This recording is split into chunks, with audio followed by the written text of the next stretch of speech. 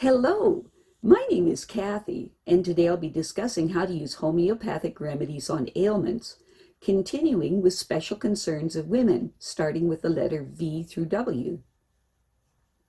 But before I do this, I wanted to let you know that because I have a great many videos now on many different topics, that I've decided to make several different video playlists so that it's easier to find the videos of greatest interest. So please check out my playlist page. Please refer to my How to Use Homeopathic Remedies video before using the material in this video. I'll be discussing how to use homeopathic remedies on specific ailments, but I've broken these ailments into categories for easier reference. I will begin with ailments of the mind and emotions, then I'll move on to ailments of the brain and nervous system. Then I'll address issues with your skin, nails, and hair, then conditions of the eyes, ears, nose, then ailments of teeth, gums, lungs, respiration, heart, blood circulation, muscles, bones, joints, esophagus, stomach, duodenum, small and large intestine, liver, gallbladder, pancreas, kidney, bladder, ailments specific to women and specific to men, then hormones and metabolism, then infections, infestations in the immune system, then issues surrounding fertility and pregnancy and surrounding childbirth and postnatal problems, then homeopathic remedies that address special problems in infants, ailments and diseases in childhood, and special issues of adolescence, and finally, special issues of the elderly. Constitutional treatment involves treating the totality of the individual person. Everyone is a unique individual with a unique physiology that responds to substances differently. In homeopathy, it is recognized that people will react strongly to certain remedies, and as a result of this, they can be loosely placed into different categories called constitutional types. Homeopaths talk of, for example, phosphoric types. These are people who react strongly to phosphorus, or arsenicum album types, those who react strongly to arsenicum album. The belief is that people of one type share similarities in terms of body shape, character, and personality, and the sorts of diseases from which they suffer. As an example, nature-mere people tend to be pear-shaped, have a dark complexion, be fastidious and rigid in personality, and keep themselves to themselves. They also crave salt and suffer from constipation. As another example, lycopodium types tend to be tall, gangly, and of a stooped appearance, with an anxious expression and a craving for sweets and a propensity to produce intestinal gas. Now, of course, constitutional types have their limitations. In reality, each person is an individual, and so there are as many constitutional types as there are human beings. An account must be taken of the sum total of the person's inherent predispositions, past illnesses, diet, general reactions to the environment, intellectual and emotional features, and general attitude towards life. This is what is meant by constitutional treatment. I'll be making detailed videos of the various constitutional types after I've completed the use of homeopathic remedies on ailments. The ideas, procedures, and suggestions in this video and all my homeopathic videos are not intended as a substitute for the medical advice of a trained health professional. Consult your physician before adopting the suggestions in this video. If you're pregnant, do not attempt these techniques without the approval of your physician. So, let us continue with learning how homeopathic treatments can help with special concerns of women, continuing with the letter V through W. Between puberty and menopause, a span of approximately 35 years, a woman ovulates about 400 times, normally at intervals of 28 days. If an egg is fertilized, pregnancy follows. If not, menstruation occurs as the vascular lining of the womb is shed. This cycle of fertility is maintained by 3 hormone-producing glands, the hypothalamus, pituitary, and ovaries. The ovaries produce 2 hormones, estrogen and progesterone, in response to 2 hormones produced by the pituitary, which are follicle-stimulating hormone, FSH for short, and luteinizing hormone, LH for short. Estrogen levels responding to FSH levels rise dramatically in the 12 days leading up to ovulation and are at their lowest during menstruation. Levels of progesterone secreted in response to LH are highest after ovulation, preparing the lining of the uterus, the endometrium, for implantation of the egg. Menstrual bleeding begins approximately 2 days after estrogen and progesterone secretions reach their lowest level, About 1.5 ounces of blood are then lost over 3 to 7 days. The uterus or womb is a thick-walled, pear-shaped organ about 3 inches long with a narrow neck or cervix at its lower end. The mouth of the cervix juts into the top of the vagina. Opening into the bulbous upper end of the uterus are 2 tubes about 4 inches long called the fallopian tubes. The fallopian tubes are lined with tiny waving hairs that transport eggs from the ovaries to the uterus. It is in one or the other of the fallopian tubes that fertilization usually occurs. There is no direct connection between the ovaries and the fallopian tubes. The eggs are simply released into the fluid-filled peritoneal cavity and wafted towards the fringed entrance to the fallopian tubes. The ovaries themselves are almond-shaped and about 1.5 inches long. At birth, they contain many millions of immature eggs and follicles, but as already mentioned, only about 400 of them ever reach maturity. Although several eggs may begin to mature each month under the influence of FSH. However, usually only 1 egg totally matures. Once it's been released from its follicle, the follicle turns into a corpus luteum, literally yellow body, and proceeds to secrete large amounts of progesterone. The external female genitals, referred to as the vulva, consist of the fleshy inner and outer labia or lips that conceal the entrance to the vagina, and the clitoris, which lies just above the urethral opening, where their inner labia meet. The clitoris is very sensitive and a focus for many of the sensations that trigger orgasm. The vagina is about 4 inches long, and it expands and lubricates during sexual arousal, and is most sensitive near its entrance. It is protected from infection by populations of acid-producing bacteria. Breast development is one of the first signs of puberty in women.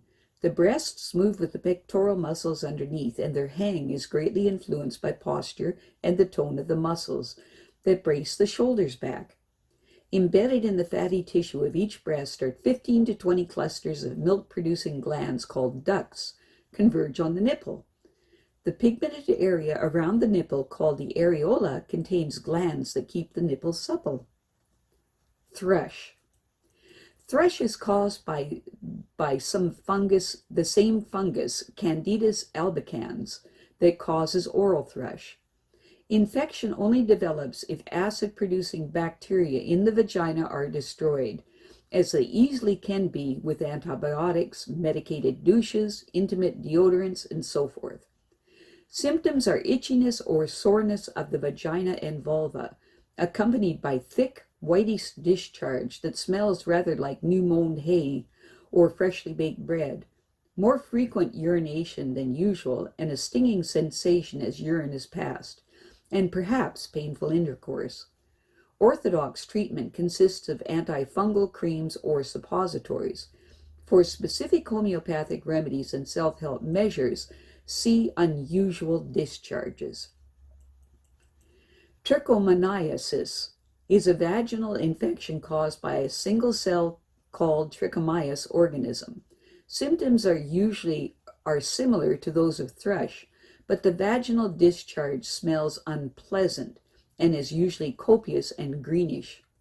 Conventional treatment with drugs, such as drugs for homeopathic remedies and self-help measures, see unusual discharges. Unusual discharges.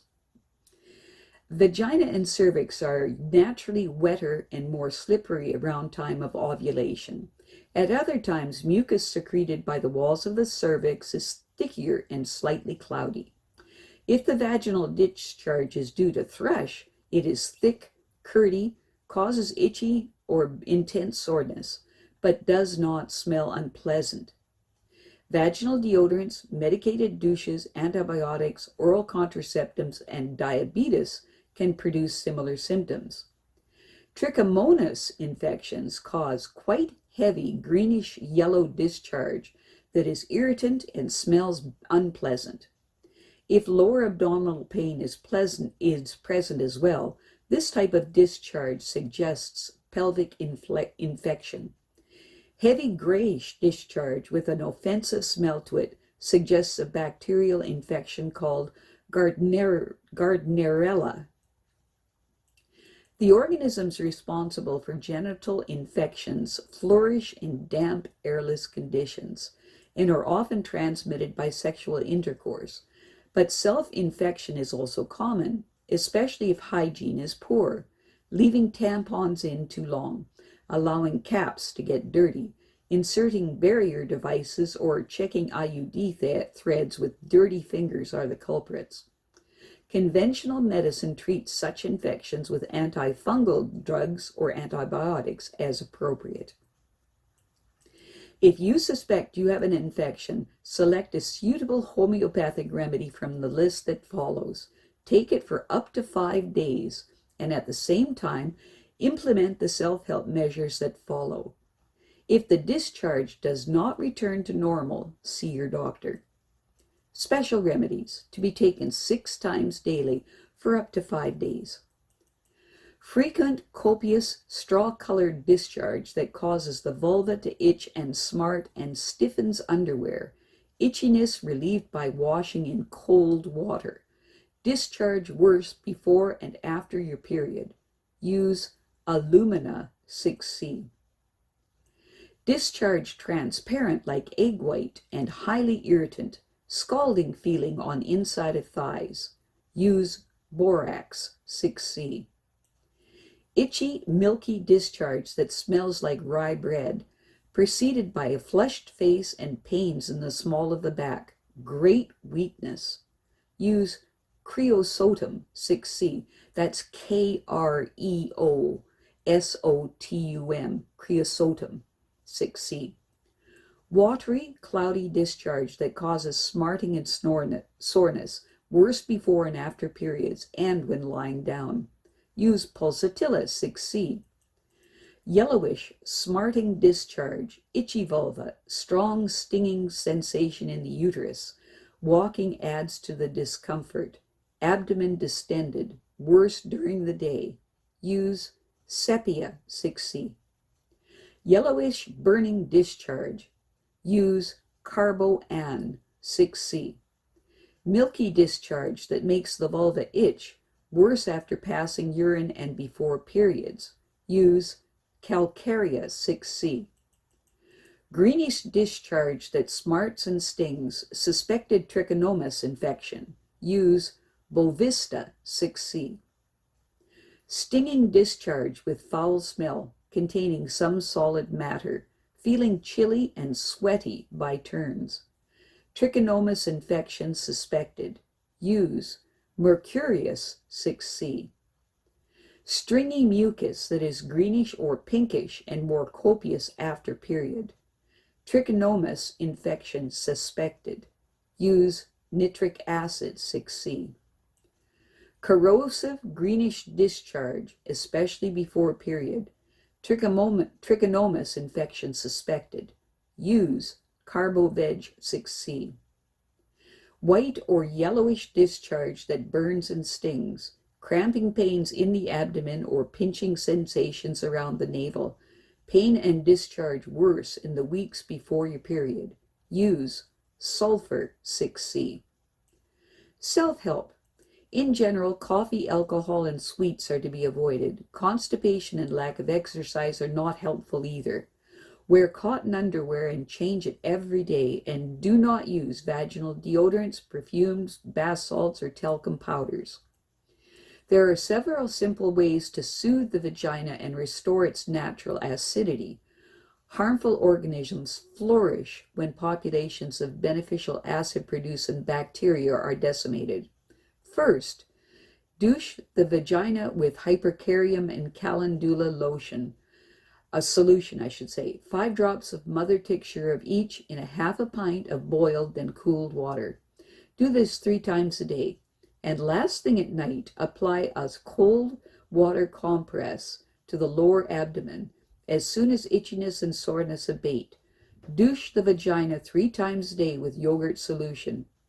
8 ounces of natural live yogurt to 3 pints of boiled then cooled water, or with a weak solution of fresh lemon juice or vinegar, 1 tablespoon to a half pint of boiled then cooled water.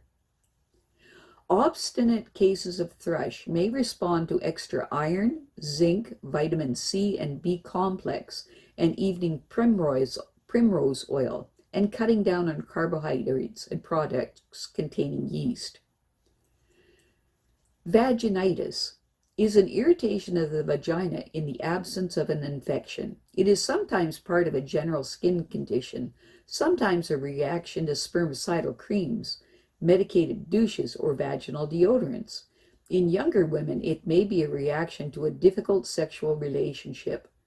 The vagina feels sore and itchy.